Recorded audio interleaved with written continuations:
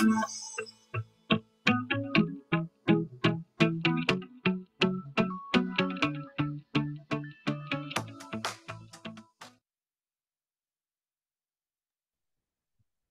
right, hello and welcome to today's webinar from Switchboard. Switchboard is a one-stop resource hub for refugee service providers. Today's webinar is entitled Using Data for Strategic Consultation and Community Connectedness. We have a couple of great speakers today, myself included, I guess. So I'd like to introduce our speakers. First and foremost, my name is Rob Callus. I'm a Switchboard training officer with a focus on community integration. My career experience has been across many places and spaces, including education, instructional design, global health, and refugee resettlement, of course. Before joining Switchboard, I managed school impact and youth mentoring programs at a local resettlement agency in Durham, North Carolina. I speak Swahili and Spanish. I'm ESL certified for adults and youth, and I'm currently pursuing my master's in social work at UNC Chapel Hill. Go Tar Heels. I'd like to also introduce two great guest speakers from the Migration Policy Institute. First, we have Lillie Hinkle. They are an associate policy analyst at the Migration Policy Institute's National Center on Immigrant Integration Policy. They focus on refugee resettlement and access to benefits for immigrant families. Previously, Lillie worked with the Rights and Exile Program on Legal Aid and the International Rescue Committee, the IRC, supporting refugee employment in Richmond, Virginia. Next, I'd like to introduce Julie Sugarman, Associate Director for K-12 Education Research at MPI's National Center on Immigration Integration Policy, specializing in multilingual learner education. She analyzes policies affecting immigrant and English learner students and advises on program design. Previously, she worked at the Center for Applied Linguistics on language learner programs, and she holds a bachelor's, master's, and PhD in second language education. For today's session, we have the following learning objectives. Pardon me. So we hope that by the end of the session that you will be able to first explain how effective data sharing practices can promote community connectedness and positive outcomes for new arrivals to the United States. Then we'll move on to being able to describe helpful strategies for how to share information effectively, particularly in the context of quarterly consultations in terms of planning and facilitation. And last but not least, we're going to hone in on a couple key metrics and contacts within local community systems. And we're going to use the K-12 education space as sort of a spotlight for that. But just to give you an idea on how you can integrate data effectively into your own community engagement consultation practices. Those of you who have joined Switchboard webinars before know we love Slidos. We love our live polling platform here. So if you take out your smartphone and scan the QR code at the top left of the screen, or you go to slido.com and enter the code 1275800, it'll bring you to a window in order to answer this question here. So we want to first ask, which of the following best describes your role? This is a helpful question for us because we like to know who we're working with, who's in the audience today, as we can tailor some of the content that we have prepared for those audiences. Great, we've got a lot of folks in leadership or administrative roles at resettlement agencies, a couple folks from state refugee offices or replacement designees, got a handful of folks who are more client-facing, other, whoever you are, we love that you're here. Thank you for being here. And it just goes to show that like the kinds of experiences and the kind of folks who are in this room speak to the diversity of people that we need in the room for quarterly consultations and resettlement at large. All right, we've got over 50 responses so far. Really love seeing people using that platform. We will be using Slido throughout the presentation, so be prepared to have your smartphone ready to respond to ongoing questions. All right, I get the idea that a lot of the leadership and administrative folks at resettlement agencies are often people who have historically been conveners and leaders and facilitators in quarterly consultations, or folks who are making really important strategic decisions based on data and capacity assessment. So we're hoping that this can be a really fruitful training for you. All right, looks good on this one. I think we can move on to our next Slido. Excuse me. This is more of an open question for you all here. What are the ways that you use data in your day-to-day newcomer services work? Already got some folks typing, really love to see it.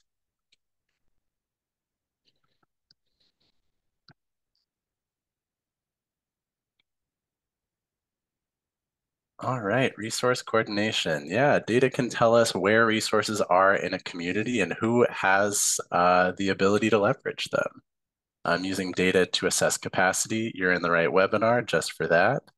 Informing resource gaps, funding decisions, supplying data for reports on the impact that you're having or the clients that you're serving, measuring deliverables and performance measures. I really love to see the word decision-making in that list, and that data can inform and should inform decision-making. All right, strategic planning, grant writing. So as you can see, the data finds its way into a lot of different work functions that we're doing, right? So whether it's program design, whether it's just doing the day-to-day case management and identifying resources where they are in the community, in terms of tracking volunteers, in terms of tracking gifts in kind and other ways that folks contribute to our work, trying to figure out metrics for communication, our impact there in terms of how we're doing outreach in the community. There are all these different ways and spaces where data is really essential in our work. Yep, program evaluation and impact.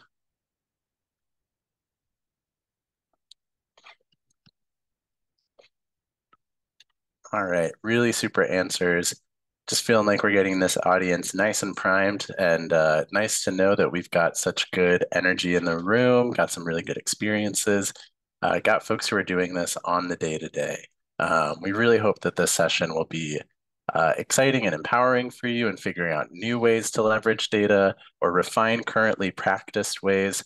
Just as we're going, like I said, we'll have more Slidos as we go, but want to emphasize that you can engage with us throughout the webinar by writing in the Q&A box at the bottom. We have the chat disabled for participants. However, we will be dropping links through the chat as we go out, as we reference different things. So the best way you can engage with us as your speakers and panelists and folks on the Switchboard team is through that Q&A box. Once we answer questions, they'll show up for others. So we will do our best to get to them as much as we can, and we may work on addressing some of them live. So really excited to have you guys here and so eager to respond. And without further ado, I think we can move into our first section and objective for today, where I will turn it over our friends at the Migration Policy Institute, and we'll start with Lillie. Welcome, Lillie. Hi, everyone, and thanks, Rob. I wanted to go ahead and get us started in this particular section on broadly understanding why leveraging data in resettlement is important. And I'd like to start by situating this, the importance of data really in the immigration and newcomer services landscape. So we can go on to the next slide. So since the Biden administration took office, there have been a lot of shifts, some of which have been pretty tremendous for the field. These shifts have ushered in a lot of new stakeholders, a lot of newcomer populations into communities. The Emergency Resettlement Initiative, Operation Allies Welcome, being a notable example of this. But it's really valuable to consider how to best reflect a lot of these new actors and populations in the information and the data that we exchange during coordination processes, both informal and formally, like the quarterly consultation or the QCs, which is how I'll refer to them from now on. So on the next slide, you'll see that data is really critical to resettlement work because it is helpful in helping providers prepare for new arrivals by communicating essential information, things like language needs, medical considerations, ages, and data can help us to anticipate the needs for benefits and services, as well as to help us visualize these periods of growth and decline, because we know that rates of arrival are often highly inconsistent. And it's helpful for us to visualize benefits and services take up as well. Lastly, data is helpful in mitigating resource constraints, as some of us have talked about in the Slido responses. So when we're able to mitigate some of these resource constraints, we can typically proactively plan a bit better with accurate data rather than reacting to something that's already happened. So as we consider how data impacts resettlement work, it's really helpful to consider that the resettlement ecosystem stretches far beyond local resettlement agencies, including local systems that work with a wide variety of different populations. So on the next slide, and before I dig into this, I would like to say that this table is by no means meant to inundate folks with information or make you feel like you need to scramble to write things down. This is not an exhaustive list. This table is just to help us visualize a lot of the different newcomer populations that local systems can and often are working with, and where there is consistently updated public federal data for some of these populations. And I mention this because oftentimes there are stakeholders or participants that are represented in community consultations whose experiences and whose voices in the discourse are significantly impacted by immigrant populations outside of the traditional refugee population. So our populations like asylees, parolees, unaccompanied children, all of which have their own unique integration needs and do factor into this larger, broader conceptualization of capacity. And understanding the scope of these different populations is really important. On the next slide, you'll see we have had the emergence of alternative pathways, like we've mentioned a little bit, and an expansion broadly of humanitarian population under the Biden administration. We've seen substantial increases in arrivals from certain places through emergency resettlement initiatives like Uniting for Ukraine. But we've also seen an increase in folks that are arriving through long-established executive authority parole, which is a discretionary authority that allows individuals into the country for a humanitarian reason or reason of public good. But the administration has opted to formalize processes for individuals from Cuba, Haiti, Nicaragua, and Venezuela, or the CH&V program.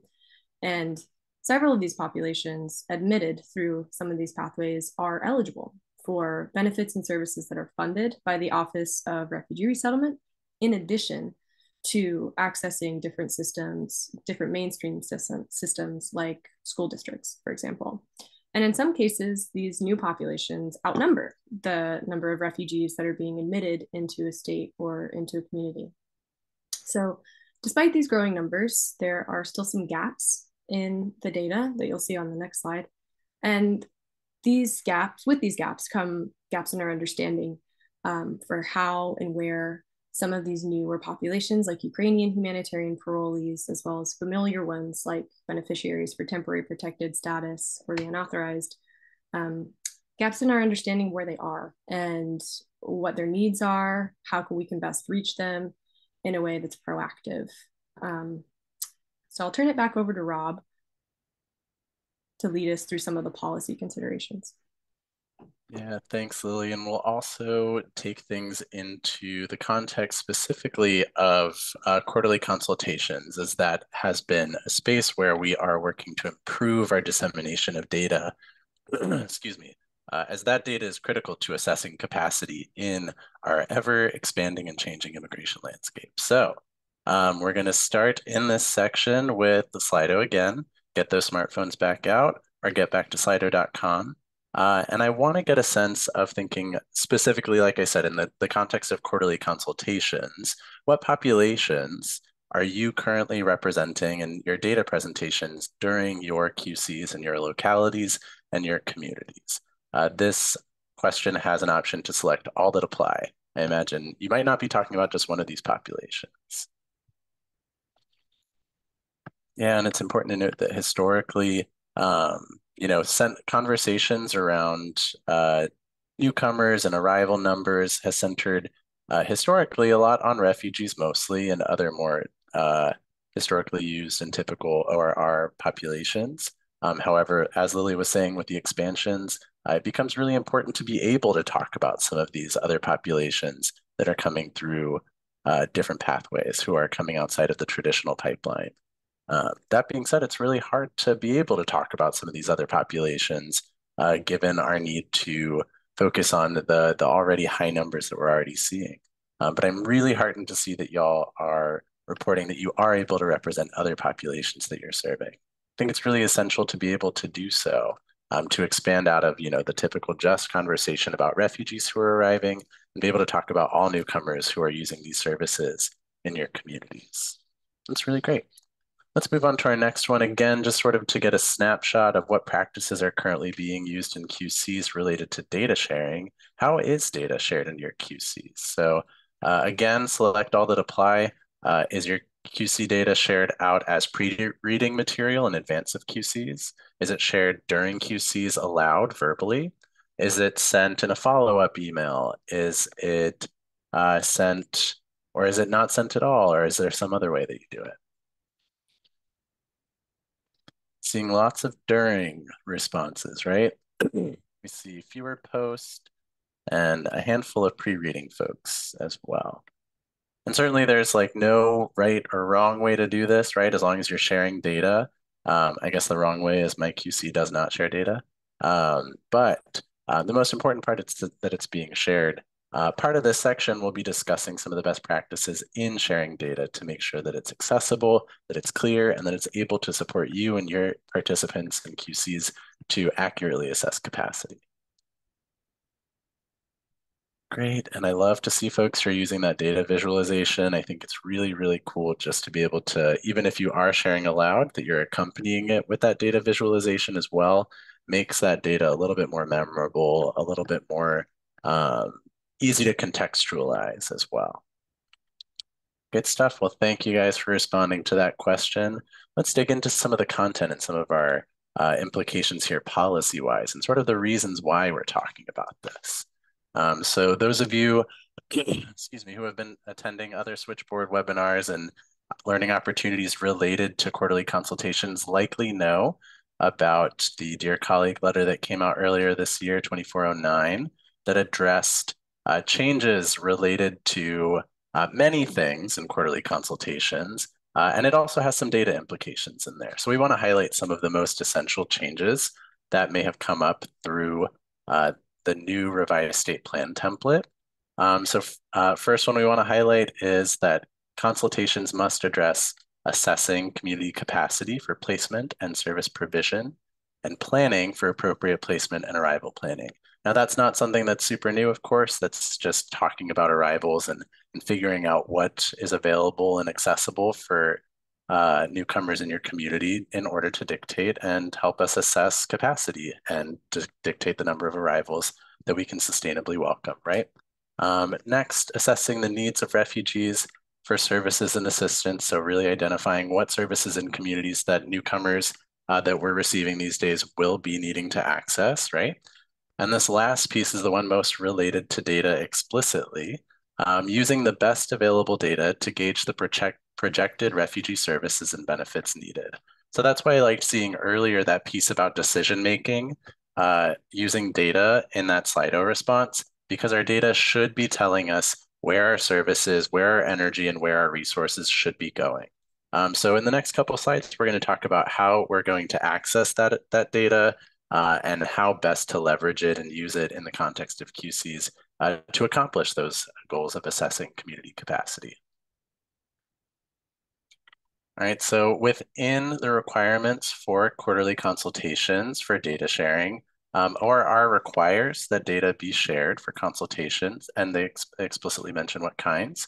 However, they do not specify how that data is shared. And so that earlier question of how you share data in your consultation is just sort of scratching the surface in terms of how you can be creative in how data is disseminated and engaged with by folks in your community, right? So if you walk away with anything from this session, it's that you can be really free in a lot of the ways that you share data, whatever works best for your context. And that's the second point. They're highly dependent on your context, and think about the people who are in your community and how they best will receive data. If you're not sure, simple way to start is just to ask folks and have honest and open discussion about like, hey, how should we be doing this process in our consultation so that it's effective for us here in our community?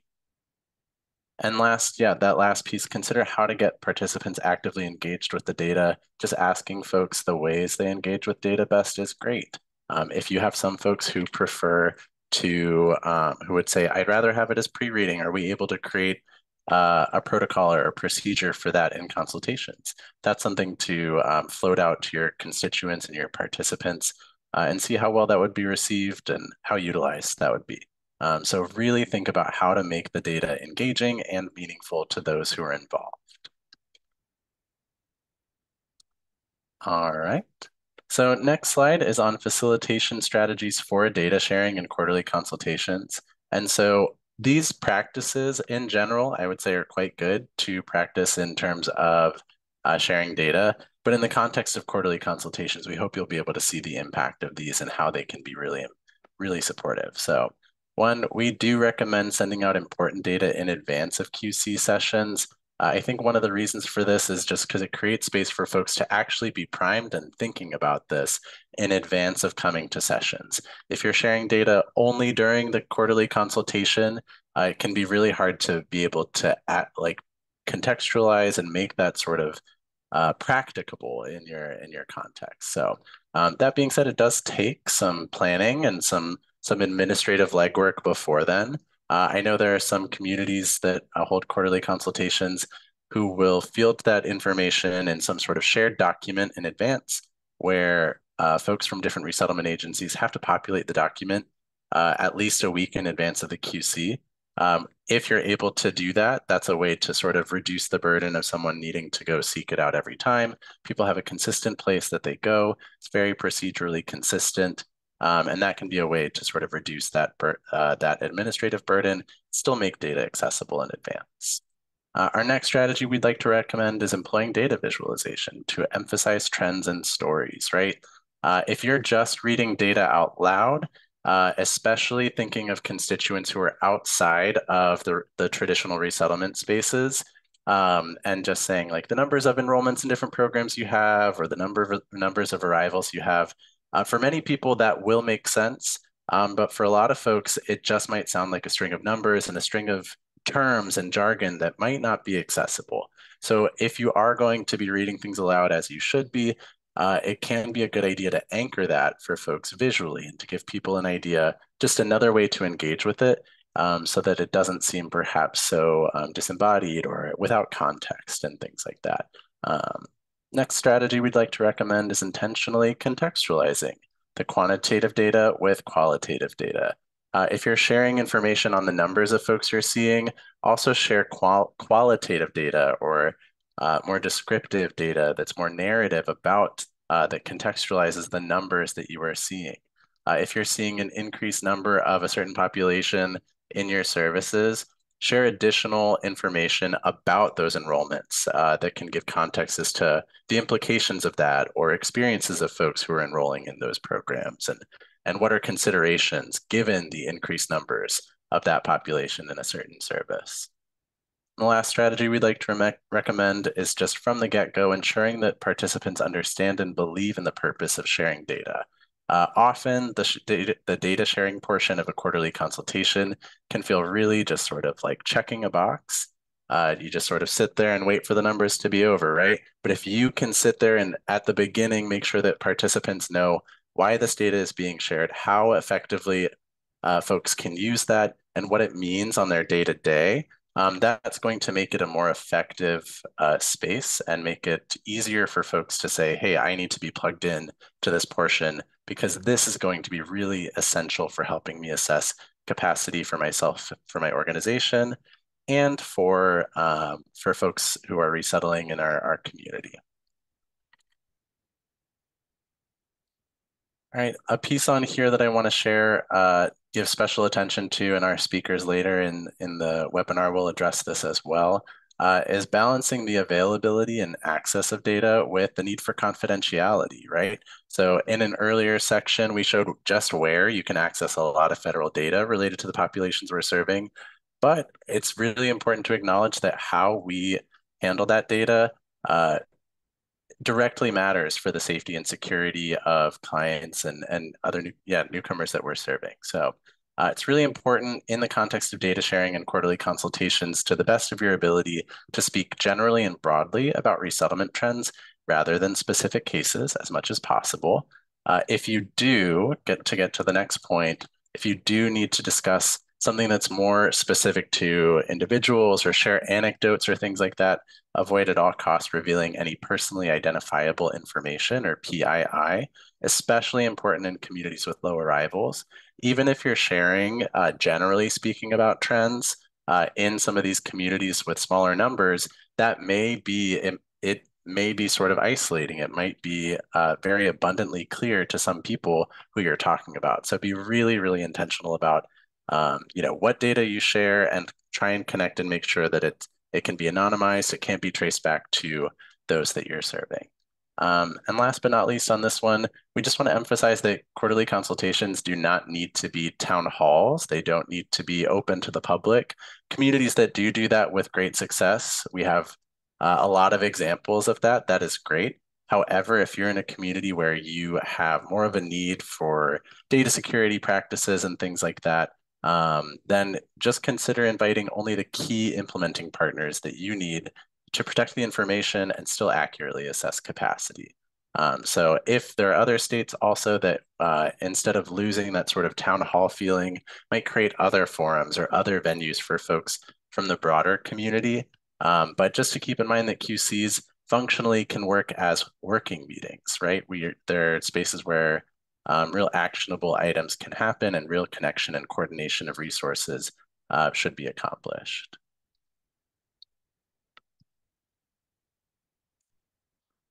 If we can go to the next slide, please.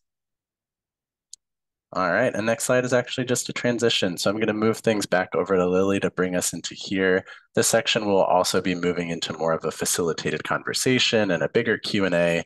So please keep questions coming in and we'll be able to add them throughout our discussion today. Thanks, Rob. Yeah, to bring us, we've talked a little bit about populations and the differences that can mean for QCs, but I want to talk a little bit now about the differences across mainstream systems because there are so many moving parts within the larger landscape of integration. And so I wanted to start with a Slido, and this is just sort of an open-ended question. So what challenges do you experience while trying to assess capacity for resettlement in your community? And again, you can join through the QR code or through a web browser using the code below slido.com on the slide. And I get that it's a big question, so I'm looking forward to seeing some of the responses. So seeing transparency, awareness, siloed work with different populations. Yeah, this idea of just gaps, there are some folks that we really don't know much about. Bad data, there's no data or bad data. We see biased data as well. Seeing some recurring trends on silos and how that might trickle into lack of communication, housing being a big one. Yeah, seeing some of these more like systemic based issues, housing, of course, a big one.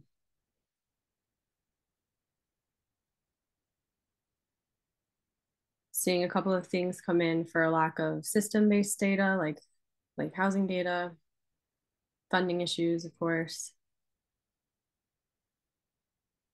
Got a couple more people typing. Yeah, the larger political landscape.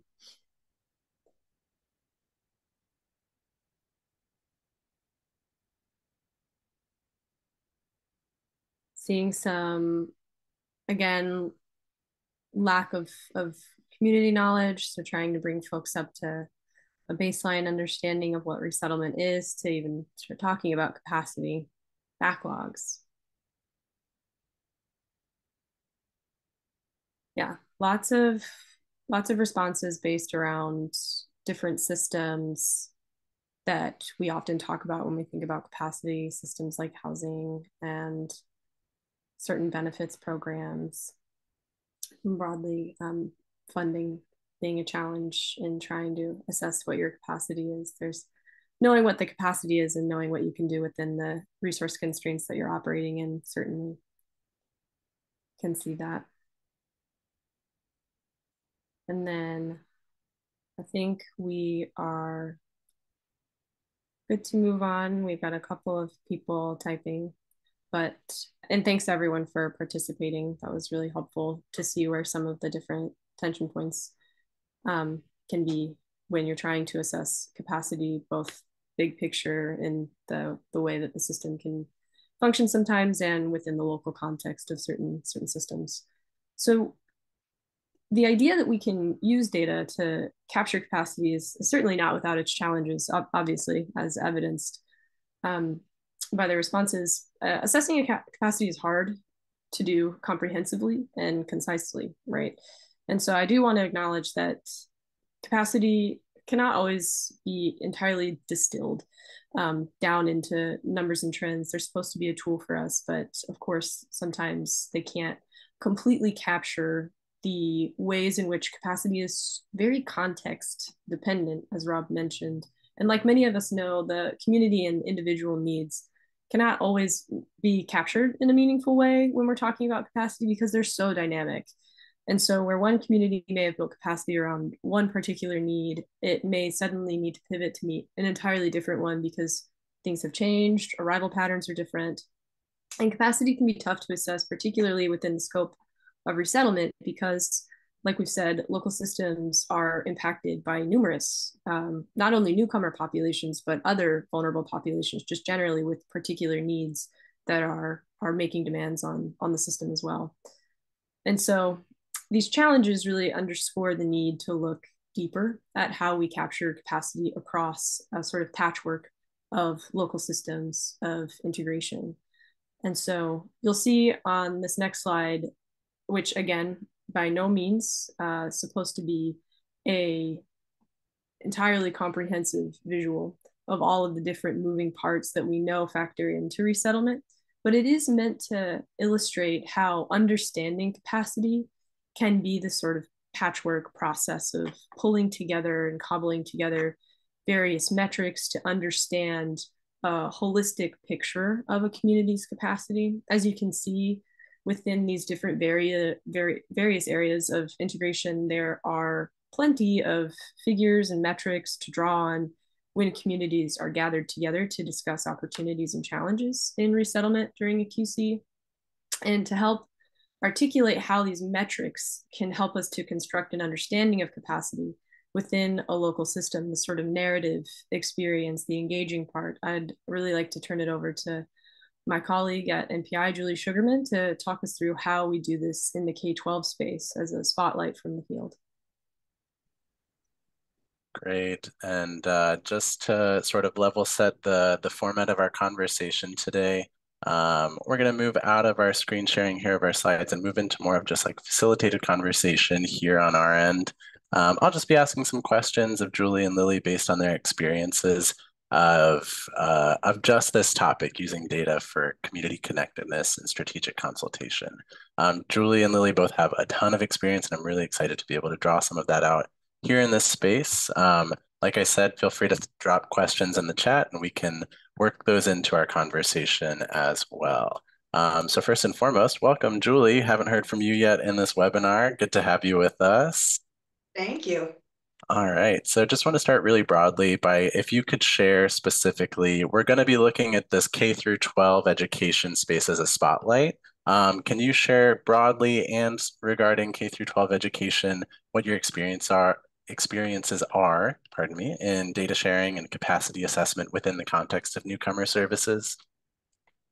Sure. I actually have some experience in this realm of refugee resettlement because I was my first 15 years of my career were at the Center for Applied Linguistics, and I, for part of that, was a program evaluation specialist with the Cultural Orientation Resource Center. So I'm familiar with all of the resettlement work that you all are doing, and it's nice to be back in this world.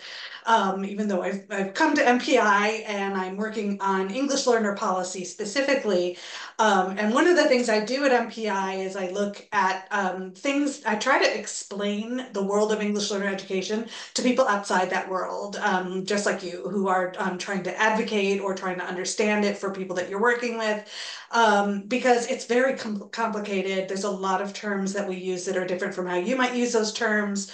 That's why as we go along, I'll be telling you about some very specific things that might be useful to you. But it's a lot of very sort of in the weeds stuff that has to layer on top of our general knowledge of the population and their issues.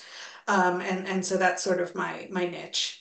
Awesome. Thanks, Julie. And obviously, English learners and multilingual learners are our bread and butter here in the resettlement world, especially those of us who work with youth and families. So, Lillie, what does your experience in the space look like? Yeah, I mean, right now I largely look at the different integration and trajectory experiences for different humanitarian populations and how sometimes status can factor and the different infrastructures built up around status or lack thereof affect the ways in which they interface with mainstream systems as well as specialized programs like the resettlement program.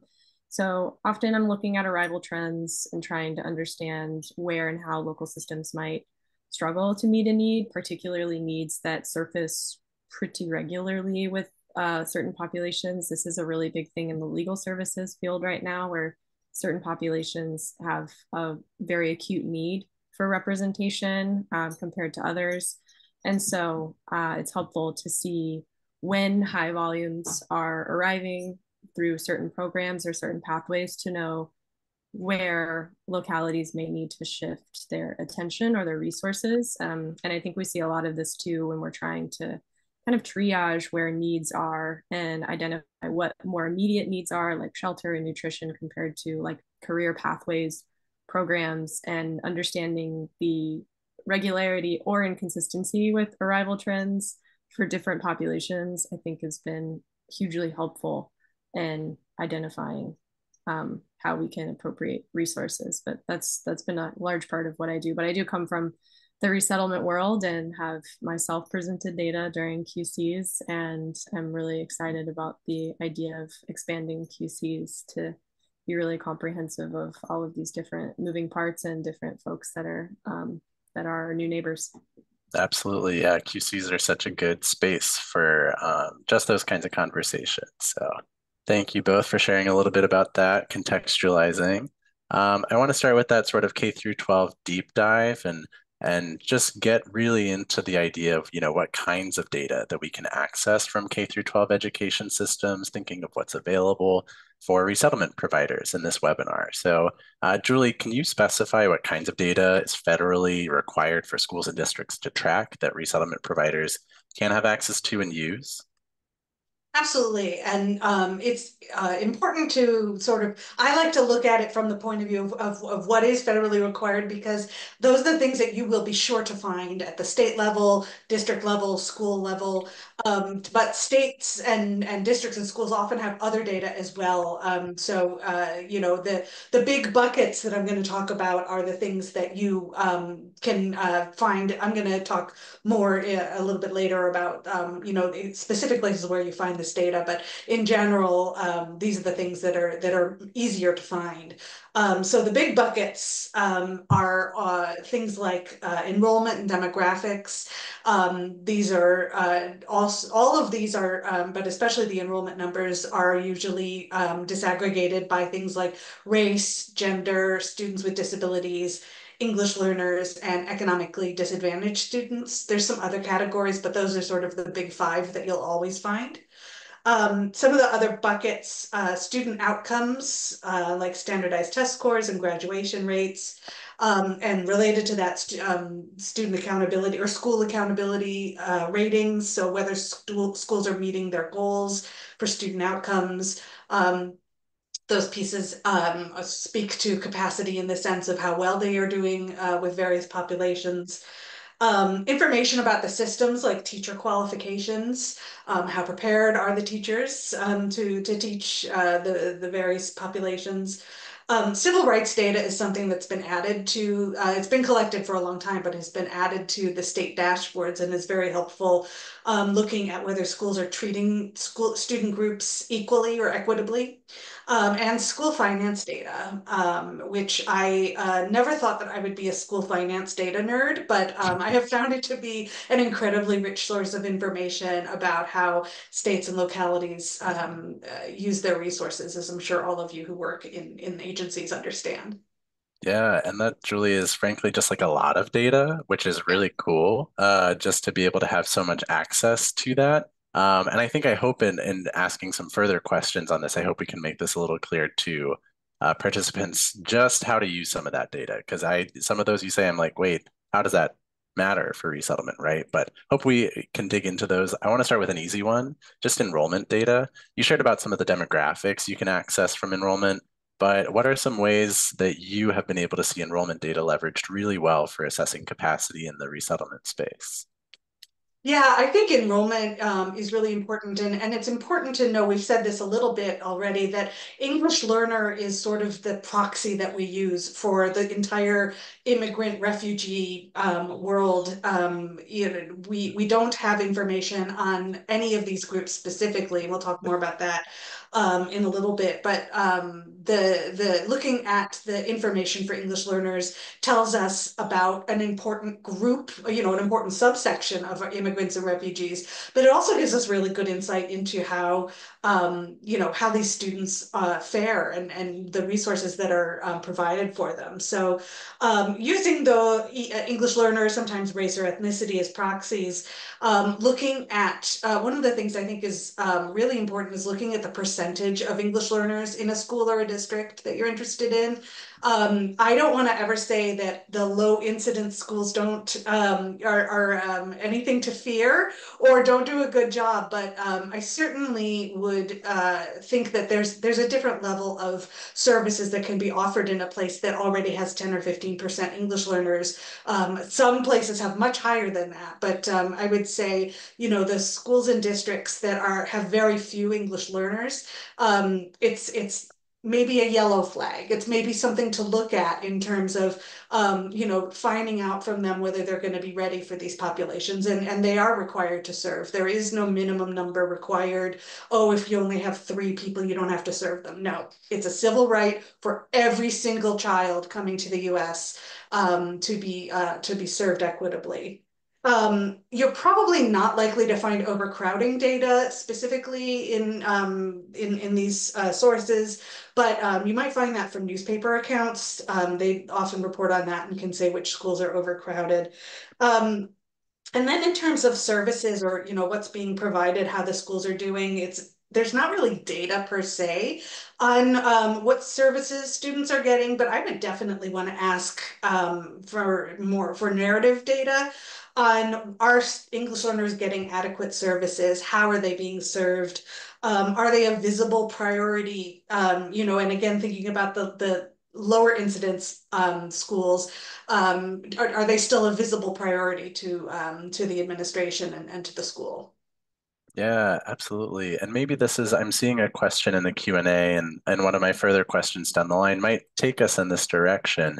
But again, lots of really good data here, and a lot of things even that you wouldn't necessarily think to use that can have implications. Often data accessibility isn't necessarily the issue, but I would like to ask first, what are the data pieces that we can't access, and also for what reasons, perhaps?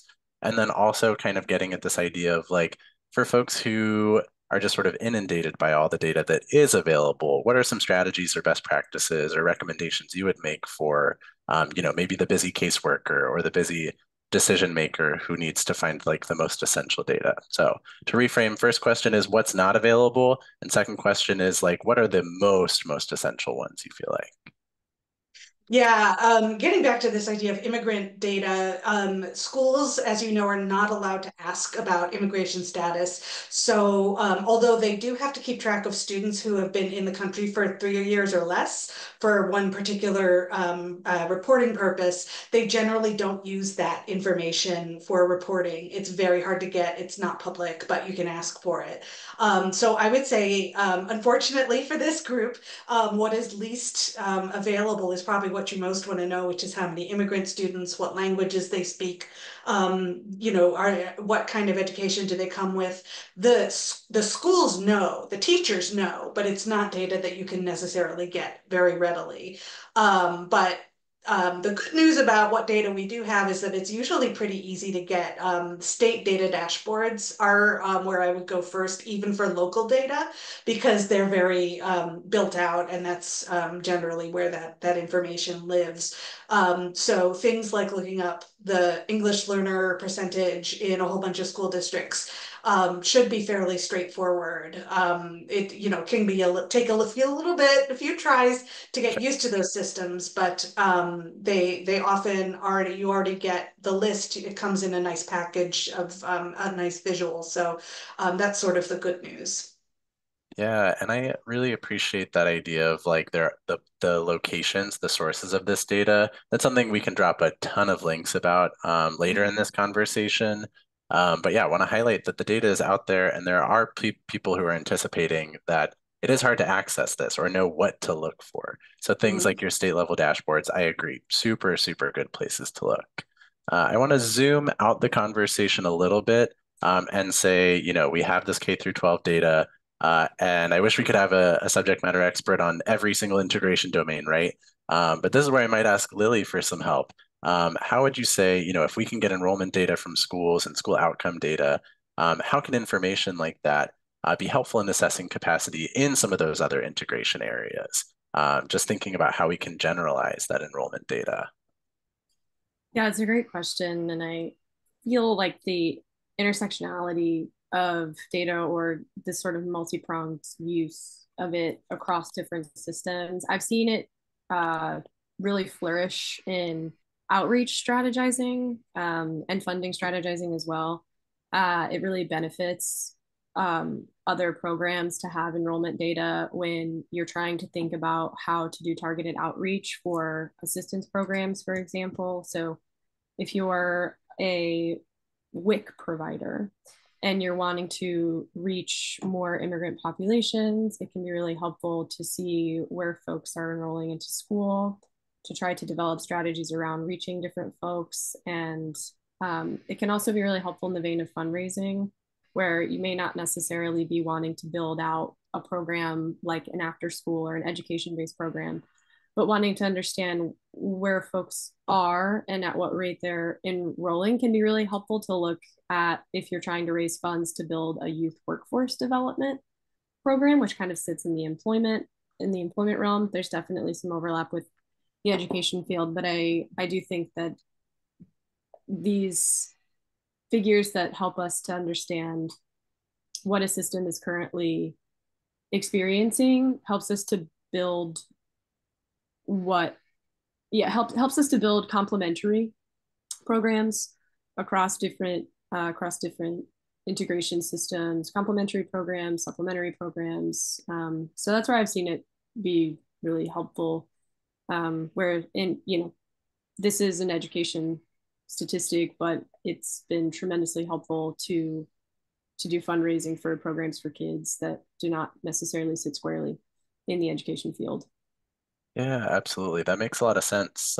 We also had some people in our registration ask particularly about the integration area of health and wellness, right? So one of the things that I think of really often with school data, and perhaps not information that we can access specifically, but for every enrollment, you're also going to have expectations around well child checks and immunizations and things like that. And so I'm wondering, we have someone in the background, a special guest, Barbara Day. Barbara, could I bother you to come off off mute for a second and talk about, specifically generalizing into the health space. Sorry to put Oh, you or on something else, yeah. because I just had another idea. I mean, this is really fascinating because, when you're in the resettlement universe, we are used to receiving demographic information about who's coming, right? And then we share that information with other people so they can prepare teachers and health programs and whatever.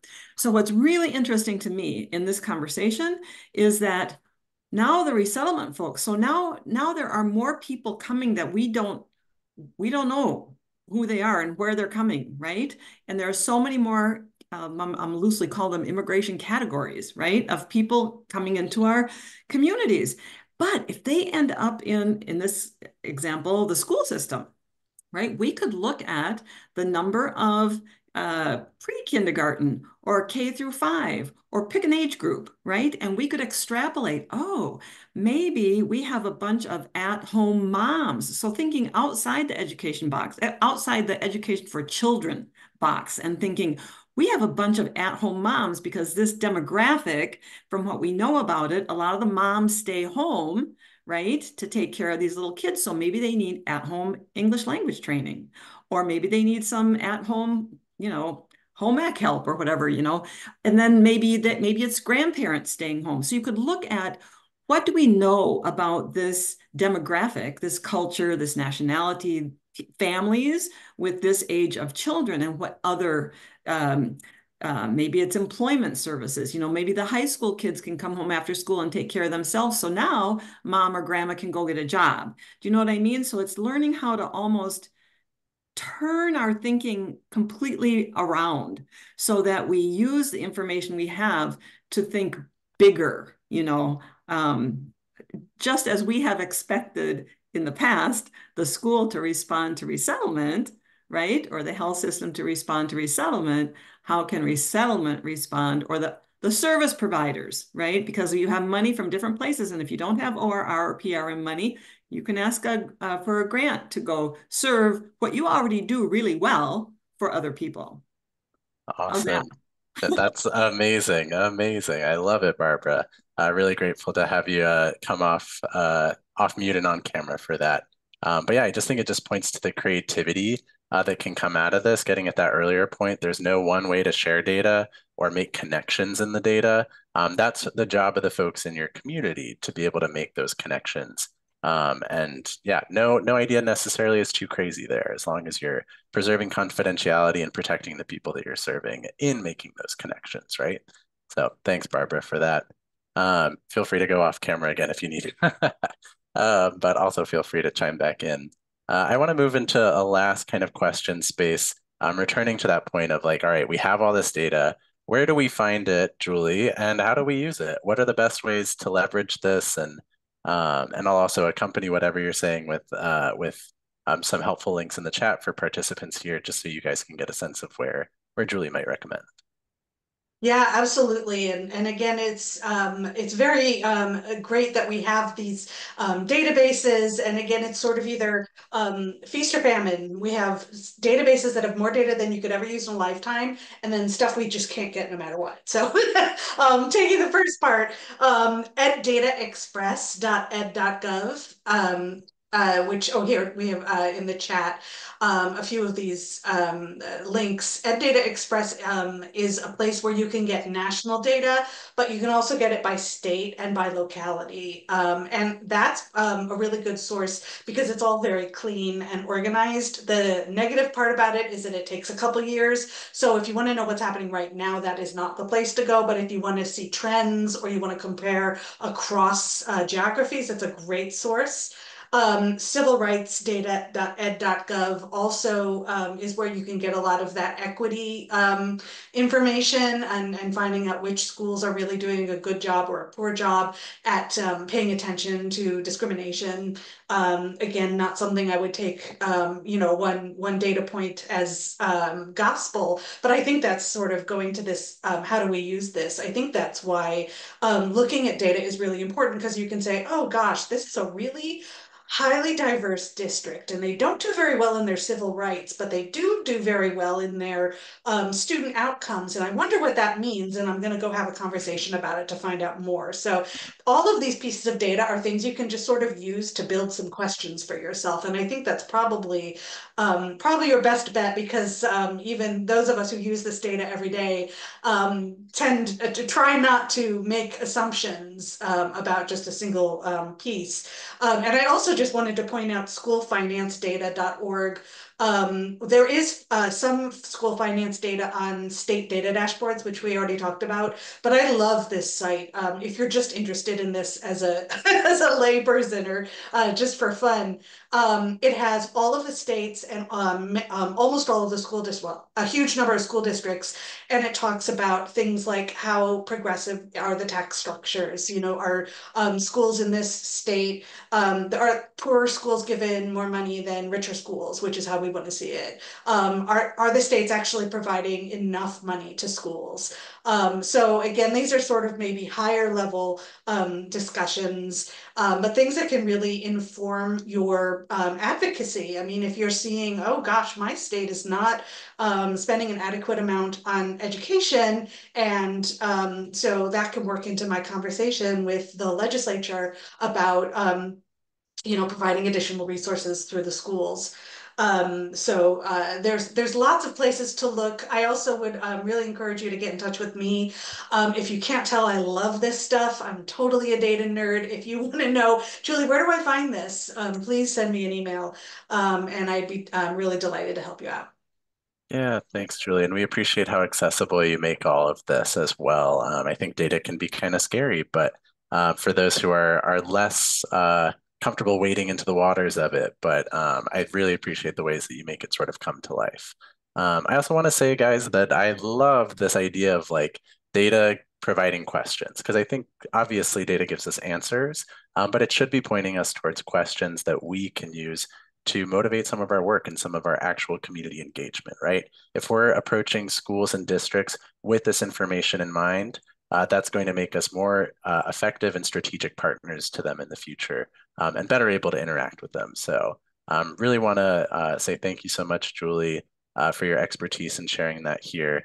I'm going to drop in the chat also a really helpful report that had come up in some of our planning about where to access some English learner data that was produced by MPI back in 2018.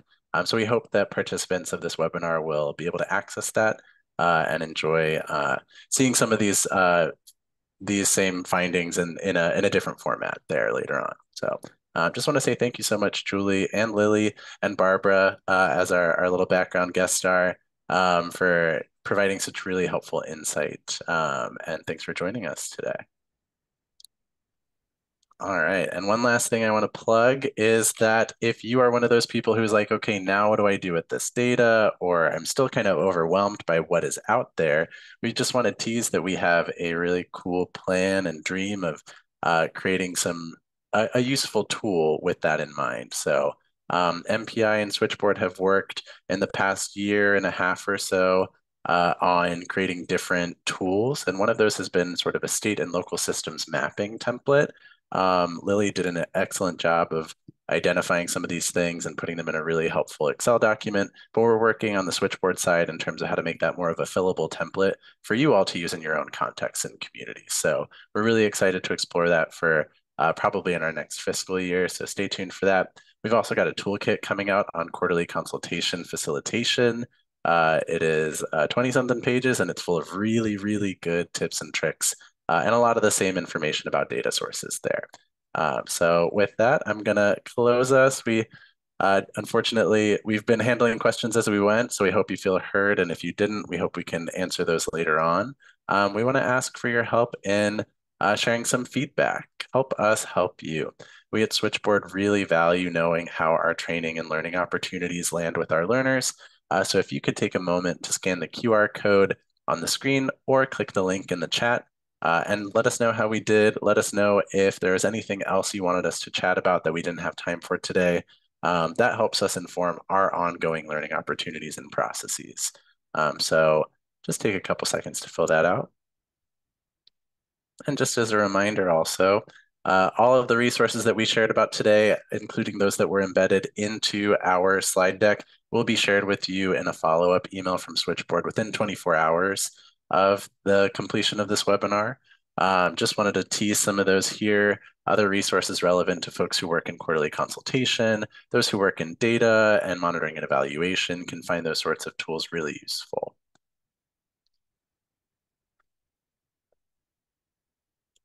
We hope that by now you've been able to accomplish the learning objectives we set out to do. We hope you're able to explain how data is important in resettlement, describe how to share data, particularly in the context of consultations, and also determine some key metrics that you can use in your own work to inform your community engagement and consultation practices. And last but not least, we just want to say thank you again for attending today's webinar by Switchboard. We hope you'll stay connected with us. Sign up for our newsletter on our website, switchboardta.org, to stay up to date with upcoming learning opportunities and new projects that we've been cranking out, especially as we finish the fiscal year. We've got a lot of really good stuff coming out, and you don't want to miss it. So thank you again for attending. Thanks to our speakers as well for their expertise, and we hope you have a great day.